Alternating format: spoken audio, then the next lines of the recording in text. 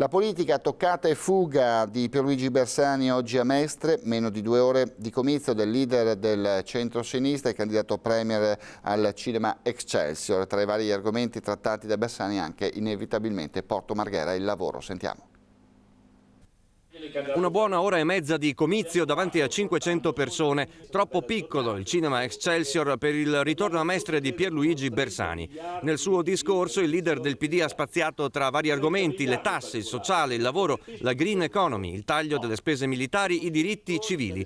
Prima di lasciare Mestre per Trieste, Bersani si arrabbia con Grillo, che gli ha chiesto le dimissioni per la vicenda Montepaschi. Io ce l'avrei un partito che potrebbe chiedermele. Lui, chi può chiederle a Grillo le dimissioni? C'è qualcuno che può chiedere a Grillo le dimissioni? Ecco, allora lezioni non ne dia per favore, che da quel lato non ne prendo, da autocrati da strapazzo.